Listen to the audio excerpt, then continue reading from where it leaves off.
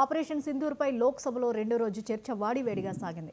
Operation మహాదేవ్పై కేంద్ర హోంమంత్రి అమిత్ షా కీలక ప్రకటన చేశారు.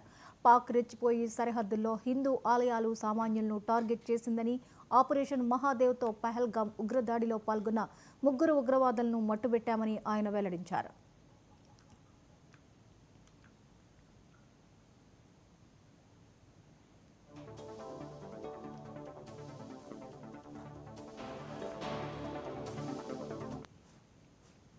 పహల్గామ్లో టూరిస్టులను కుటుంబ సభ్యుల ముందే చంపేశారని ఆయన గుర్తు చేశారు. టెర్రరిస్టులు ఉగ్రదాడి తర్వాత పాక్ వెళ్లేందుకు ప్రయత్నించారని, కానీ ఇండియన్ ఆర్మీ సరిహద్దు దాటేందుకు అవకాశం ఇవ్వలేదని వెల్లడించారు. ఆపరేషన్ మహాదేవ్లో సులేమాన్ మూసా హతమయ్యాడని షా ప్రకటించారు. 3లో ఒకరు ఎల్ఈటీ ఉగ్రవాది సులేమాన్గా గుర్తించామని స్పష్టం చేశారు. ఈ సులేమాన్ పహల్గామ్ ఉగ్రదాడి కీలక సూత్రధారని అమిత్ షా పేర్కొన్నారు.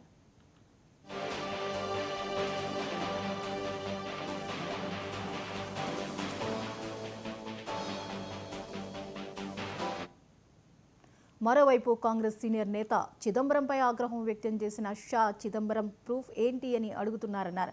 ఆపరేషన్ మహాదేవ్లో హతమైన 3 పాక్ చెందిన వారేనని, ఉగ్రవాదుల దగ్గర పాక్లో తయారైన చాక్లెట్లు దొరికాయని గుర్తు చేశారు. ఆ 3 ఉగ్రవాదులు ఓటర్ వివరాలు సైతం తమ వద్ద ఉన్నాయన్నారు.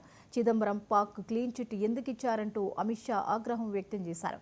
పహల్గామ్ టెర్రరిస్టులను మట్టుబెడితే విపక్షాలు సంతోషిస్తాయని అనుకున్నా అన్న ఆయన, కానీ చూస్తుంటే విపక్షాలు హ్యాపీగా లేవనిపిస్తోందని, చిదంబరం పాక్ను రక్షించాలని చూస్తున్నారని మండిపడ్డారు.